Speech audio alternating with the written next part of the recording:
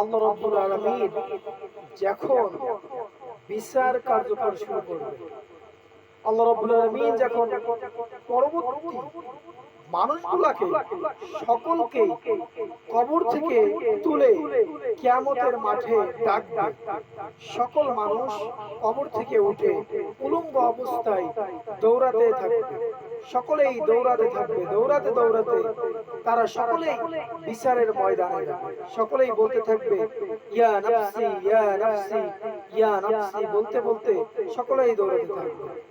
ইব্রাহিম আলাইহিস সালাম বলবেন ইয়া নাফসি, ইসমাঈল আলাইহিস সালাম বলবেন ইয়া নাফসি, ইব্রাহিম আলাইহিস সালাম বলবে ইয়া নাফসি, ওমর ফারুক রাদিয়াল্লাহু তাআলা আনহু বলবে ইয়া নাফসি, আবু বকর সিদ্দিক রাদিয়াল্লাহু তাআলা আনহু বলবে ইয়া নাফসি, আবু বকর সিদ্দিক রাদিয়াল্লাহু তাআলা আনহু বলবে ইয়া নাফসি, আলী রাদিয়াল্লাহু তাআলা আনহু বলবে ইয়া নাফসি, ফাতেমা রাদিয়াল্লাহু তাআলা আনহা বলবে ইয়া নাফসি, খাদিজা রাদিয়াল্লাহু তাআলা আনহা বলবে ইয়া নাফসি। সকল নবী রাসূলরা, তাদের স্ত্রীরা, তাদের উম্মতেরা সকলেই বলবে ইয়া নাফসি ইয়া নাফসি। বিশ্বনবী মুহাম্মদ রাসূলুল্লাহ সাল্লাল্লাহু আলাইহি সাল্লামের উম্মতেরাও বলবে ইয়া নাফসি ইয়া নাফসি। শুধুমাত্র একজন বলবে ইয়া উম্মতি ইয়া উম্মতি, সেটি অন্য কোন নবী নয়, সেটি আপনার আমার নবী জনাবে মুহাম্মদ রাসূলুল্লাহ সাল্লাল্লাহু আলাইহি সাল্লাম বলবে ইয়া উম্মতি ইয়া উম্মতি। সেজন্য যে রাসূল করিম সাল্লাল্লাহু আলাইহি সাল্লাম আপনার জন্য আমার জন্য কাঁদবেন, সে রাসূল করিম সাল্লাল্লাহু আলাইহি সাল্লামের আদর্শ আখলাক যদি আপনি আমি আমার জীবনে বাস্তবায়ন করতে কষ্ট পাই, আপনি আমি যদি সে নবীর আদর্শগুলো মানতে আমার কাছে আপনার কাছে লজ্জাবোধ মনে হয়, তাহলে সে নবী আপনার জন্য কেঁদেও আপনাকে জান্নাতে নিয়ে যেতে পারবে না।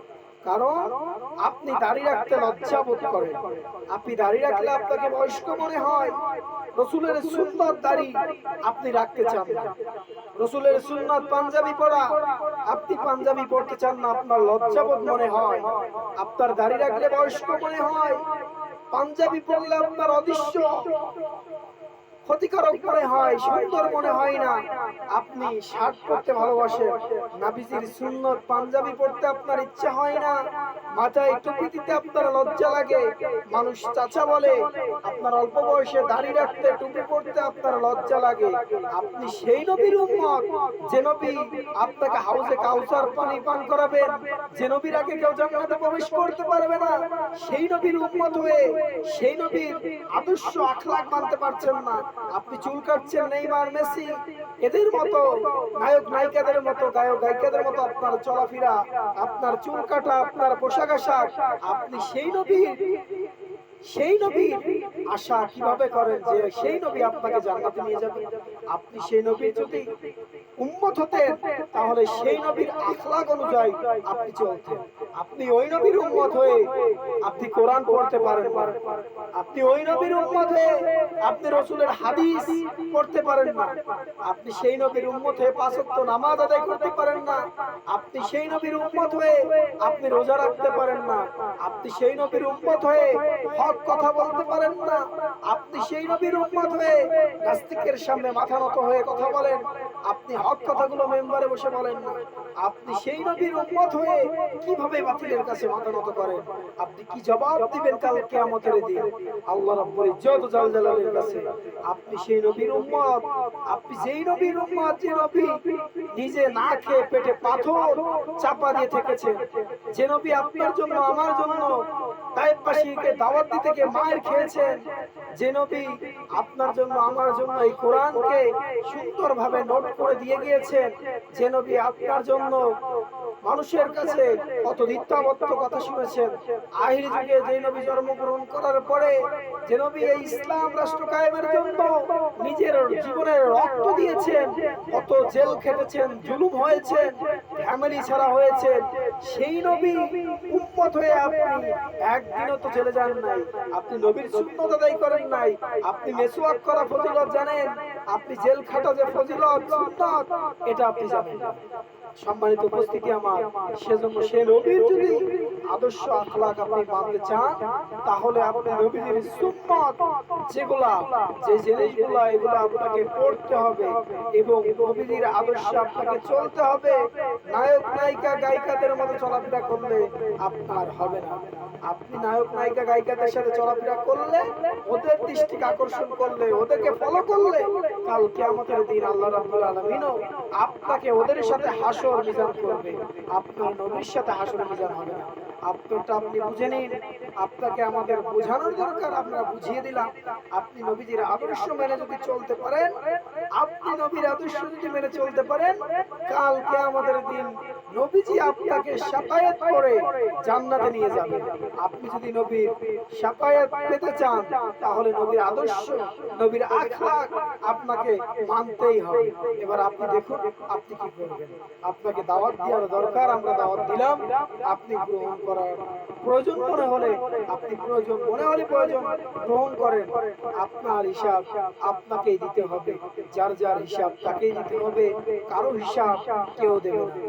দুনিয়ায় যেই মানুষটা চিরকাল সুখে থেকেছে, আল্লাহ রাব্বুল ইজ্জত জাল জালাল সেই লোকটাকে ফেরেশতার মাধ্যমে কিয়ামতের দিন জাহান্নামে প্রবেশ করবে।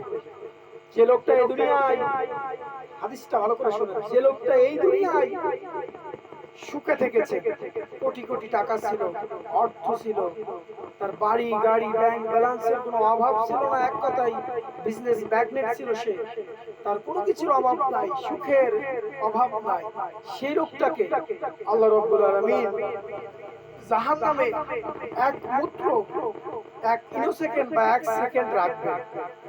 রাখার পর সে ব্যক্তিটাকে জাহান্নাম থেকে বের করে এনে বলা হবে যে আপনি দুনিয়ায় কি সুখে ছিলেন? সে লোকটির সাথে সাথে বলবে, হে আল্লাহ, আমি দুনিয়ায় সুখে ছিলাম। ওই লোকটা দুনিয়ায় কোটিপতি ছিল, কোটি কোটি টাকার অর্থ থাকার পরেও তাকে জাহান্নামে এক সেকেন্ড রাখার পর যখন বের করলেন, আল্লাহ রাব্বুল আলামিন যখন ফেরেশতাদের জিজ্ঞেস করলেন যে আপনি কি দুনিয়ায় সুখে ছিলেন, তিনি সাথে সাথে বলে দিলেন না। দুনিয়ায় সুখে থাকার পরেও আল্লাহর জাহান্নামের ভিতরে একটুখানি থাকার পর সে বলতে চাচ্ছে যে আমি সুখে ছিলাম। আর দুনিয়ায় যে সবচেয়ে গরিব, আল্লাহর ইবাদত করত, আল্লাহর দাসত্ব করত, আল্লাহর আইন কারণ নবীজির আদর্শ সব মানত, তাকে আল্লাহ রাব্বুল আলামিন জাহান্নামে প্রবেশ করাবেন। জাহান্নামে প্রবেশ করার পর তাকে কিছু সেকেন্ড রেখে জাহান্নাম থেকে, জান্নাত থেকে তাকে বের করা হবে। বের করিয়ে আল্লাহর ফেরেশতারা জিজ্ঞেস করবে যে হে বান্দা, তুমি দুনিয়ায় কি কোনো দুঃখে ছিলে? সে বান্দা বলবে না, আল্লাহ রাব্বুল আলামিন আমাকে খুব ভালো রেখেছিলেন, খুব আরামে রেখেছিলেন, আয়েশে রেখেছিলেন। আমি কোনো সময় অভাব কি অনটন কি বুঝি নাই। তো বলবে দুনিয়ায় তো তুমি অনেক গরিব ছিলে, তুমি খেতে পারতে না, অপরের খেতে কাজ করে খেতে পারতে না, তুমি তো অনেক দুঃখে ছিলে, তাও তুমি এখন কেন বলছো তুমি অনেক সুখে?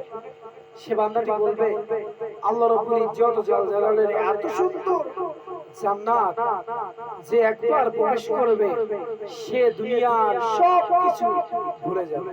সম্মানিত উপস্থিতি, সেজন্যই বলি আল্লাহ রাব্বুল আলামিন যে আপনাদের জন্য কত সুন্দর নিয়ামতের ব্যবস্থা রেখেছেন।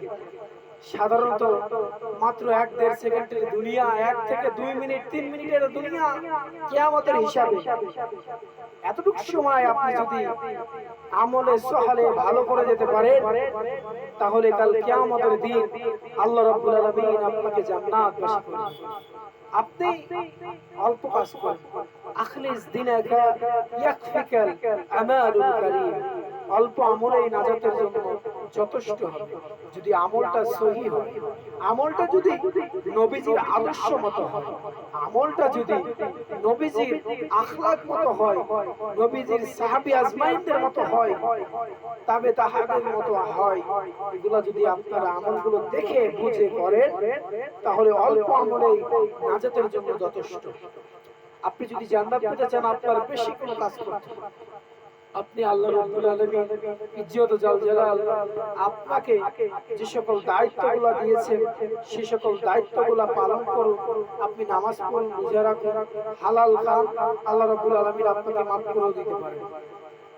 কি লাভ আপনার? এই দুনিয়ায় কোটি কোটি টাকা আপনি উপার্জন করলেন, অর্থ তো আপনি জীবনে নিয়ে যেতে পারবেন। আপনি আজকে মারা যান, আপনাকে সাথে সাথে ঘর থেকে বের করে উঠানো ধোয়া হবে।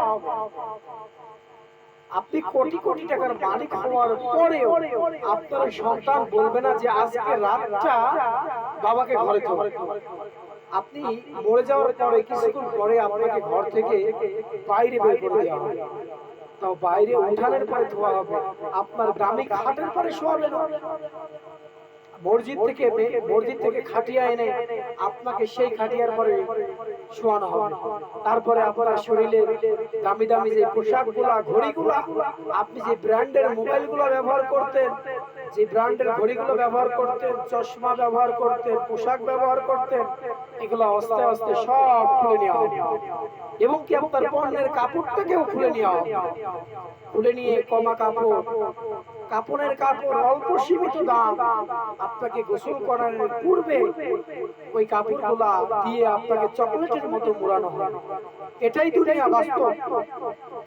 আপনি কোটি কোটি টাকার মালিক, ভাবুন একটু নিজের মেমোরিতে নিজে একটু ভাবুন যে আপনি কার জন্য এই কোটি কোটি টাকা অর্জন করছেন, কার জন্য করছেন? এই হারাম খাচ্ছেন কার জন্য? আপনি সুদ খাচ্ছেন, ঘুষ খাচ্ছেন কার জন্য? আপনি অন্যায়, ব্যভিচার, অত্যাচার, মানুষের উপরে জুলুম করে আপনি টাকা নিয়ে কি করছেন? আপনি কিসের আহার যোগাচ্ছেন?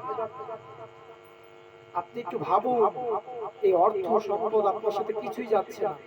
আপনার সাথে কাপড়ের প্যাকেট করার পর কিছুক্ষণ পরে মসজিদে এলেন দেওয়া হবে, অমুক নামাজের পর আপনার জানাজা শেষ, পাড়াপড়শি কান্দাকাটি শেষ, আপনাকে নিয়ে যে কবরে লাফিয়ে দিয়ে আসার 41 কদম পরে আপনার কবরে ফেরেশতা চলে আসবে, এসে আপনাকে 3টা প্রশ্ন করবে। আপনি যদি প্রশ্নের জবাব দিতে পারেন তাহলে আপনার জন্য কবরটা জান্নাতের বাগান, আর প্রশ্নের উত্তর যদি না দিতে পারেন আপনার জন্য জাহান্নাম। তাহলে আপনি যে দুনিয়ায় মানুষের উপরে অত্যাচার করে অর্থ আয় করলেন, এই সন্তানের জন্য বাড়ি করলেন, গাড়ি করলেন, ব্যাংক করলেন, কোটি কোটি টাকা দিয়ে গেলেন, যেই সন্তানের জন্য সেই সন্তান আপনাকে বলবে এই বাবা মারা গেছে, বাবাকে ঘর থেকে বের করে উঠানো খাওয়াও। করোনার সময় দেখা গেছে সন্তান তার বাবাকে ছুঁয়েও নেই, লোক ভাড়া করে এনে মাটি দেওয়া হয়েছে। করোনার সময় এগুলো বোঝা গেছে যে বাবার জন্য সন্তানের কি মায়া, সন্তানের জন্য বাবার কি মায়া। কোটি কোটি টাকা থাকতে পারে, আপনার কোনো ফায়দা নেই, কোনো লাভ হবে না। আপনি যদি ঈমানদার না হন, নবীর আদর্শ না মানেন, আল্লাহর কোরআনকে না বুকে ধরিয়ে ধরেন, রাসূলের হাদিসকে না মানেন, আপনার কোনো ফায়দা হবে না। সেজন্য আসুন আপনি বুঝুন যে আল্লাহ রাব্বুল আলামিন আপনাকে এত সুন্দর করে সৃষ্টি করেছেন। আল্লাহ রাব্বুল আলামিন বলেছেন লাকাদ খালাকনাল ইনসানা ফি আহসানি তাকওয়িম। দুনিয়ার মানুষ আমি হাজার হাজার মাখলুকার সৃষ্টি করেছি, আমি আল্লাহ রাব্বুল আলামিন হাজার হাজার মাখলুকার সৃষ্টি করেছি, এর ভিতরে ইনসান জাত তোমাদেরকে আমি সুন্দর করে সৃষ্টি করেছি, এত সুন্দর করে সৃষ্টি করেছি, আমি নিজ হাতে তোমাদেরকে সৃষ্টি করেছি একটাই কারণ, একটাই উদ্দেশ্য, তোমরা আমার গোলামি করবে, আমার ইবাদত করবে, আমার দাসত্ব করবে। অন্য কারো গোলামি করার জন্য তোমাকে আমাকে আমাদেরকে আল্লাহ রাব্বুল আলামিন সৃষ্টি করেন। আল্লাহ রাব্বুল আলামিন সূরা মুলকের 2য় আয়াতে কারিমে বলেন আল্লাযী খালাকাল মাউতা ওয়াল হায়াতা লিয়াবলুয়াকুম আহসানু আমালা ওয়া হুয়াল আজিজুল গফুর। আল্লাহ রাব্বুল আলামিন বলেন দুনিয়ার মানুষ তোমরা সকলে মৃত ছিলে, তোমাদের ভিতরে রূহ দিয়ে তোমাদেরকে জীবিত করে তোমাদের দুনিয়ার মাঝে এই কারণে পাঠিয়েছি আহসানু আমালা, মানে তোমাদের আমলটাকে পরীক্ষা করার জন্য তোমাদেরকে দুনিয়ায় পাঠিয়েছি। কে কেমন আমল করো, করার পূর্বে আবার এই আল্লাহ রাব্বুল আলামিনের কাছে তোমাকে আমাকে আমাদের সকলকে ফিরে যেতে হবে। সেজন্য আল্লাহ রাব্বুল আলামিন ওই ইজ্জত জালালের যে হুকুম মাহকামগুলো আছে এগুলো আপনি মানুন। আপনি মানুষ, আপনি আপনার মেয়েকে পর্দা করানো শেখান, ছোটকাল থেকে তাকে হেজাবি পরানো, হেজাব পরান, আপনি তাহলে বড় হলে সে হেজাবি হবে। আপনি ভাই হয়ে যদি আপনার বোনকে জিন্সের প্যান্ট কিনে দেন, টি শার্ট কিনে দেন, কাল কিয়ামতের দিন আপনাকে কাঠগড়ার দাঁড়াতে হবে। আপনি বাবা হয়ে আপনার মেয়েকে আপনি কিছু বলছেন না, আপনি ভাই হয়ে আপনার বোনকে কিছু বলছেন না, আপনি মা হয়ে আপনার মেয়েকে কিছু বলছেন না, আপনার মেয়েকে আপনি ছেড়ে দিয়ে রেখেছেন। আপনি মনে রেখেন, কাল কিয়ামতের দিন আপনার আমল দিয়ে আপনার মেয়ে জান্নাতে যাবে, আর আপনি যতই ফরজদার ইমানদার হন না কেন, আপনার ওই আমল দিয়ে আপনার সন্তান, আপনার মেয়ে জান্নাতে চলে যাবে, আর আল্লাহ রাব্বুল আলামিন আপনাকে জাহান্নামে নিক্ষেপ করবে। রাসূল করিম সাল্লাল্লাহু আলাইহি সাল্লামের হাদিস, রাসূল করিম সাল্লাল্লাহু আলাইহি সাল্লাম এক ফ্যামিলি বাবা মা জান্নাতের দিকে যাবে, আর তাদের ফ্যামিলির মেয়েরা আর সন্তানটি জাহান্নামে। আল্লাহ রাব্বুল আলামিন বলবে, এদের সন্তানদেরকে তোমরা জাহান্নামে দাও। আল্লাহ রাব্বুল আলামিন বলবেন যে, হে আল্লাহ, আমরা এমন কি পাপ করেছি যে আমাদের বাবা মা জান্নাত পাবে, আমরা জাহান্নামে যাব? আল্লাহ রাব্বুল ইজ্জত ওয়া জালাল বলবেন, দুনিয়াতে তোমরা নামাজ পড়ো নাই, পর্দা করো নাই, হালাল হারাম মেনে চলো নাই।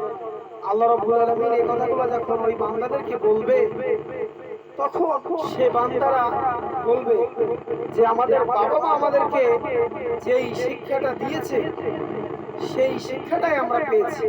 আমাদের বাবা মা তো আমাদের কখনো বলে নাই যে নামাজ পড়তে যাও, রোজা রাখো, পর্দা করো। আমাদের বাবা মা আমাদের কখনো এই কথা বলে নাই। তখন আল্লাহ রাব্বুল আলামিন ওই বাবা মার আমল দিয়ে ওই মেয়ে ছেলেকে জান্নাতে দেবে, আর বাবাকে জাহান্নামের আগুনে পড়তে হবে। সেজন্য আসুন আমরা সকলেই আল্লাহ রাব্বুল আলামিনের হুকুম আহকামগুলো মানি এবং আমাদের সন্তানাদিকে সকলকে মানাই এবং বোঝাই, তাহলে আল্লাহ রাব্বুল আলামিন আমাদেরকে কামিয়াবি দান করে সকলকে জান্নাতবাসী করতে পারেন। আল্লাহ রাব্বুল ইজ্জত ওয়া জালালের দরবারে আমরা শুকরিয়া আদায় করি যেন সকলকেই আল্লাহ রাব্বুল আলামিন কঠিন আযাব থেকে বাঁচিয়ে আমাদের সকলকে জান্নাতবাসী করেন। সেই বলে আমি আমার সংক্ষিপ্ত আলোচনা এখানে শেষ করছি। ওয়া তৌফিক ইল্লা বিল্লাহ। আকালতু আসসালামু আলাইকুম ওয়া রাহমাতুল্লাহি তাআলা ওয়া বারাকাতুহু। আসসালামু আলাইকুম।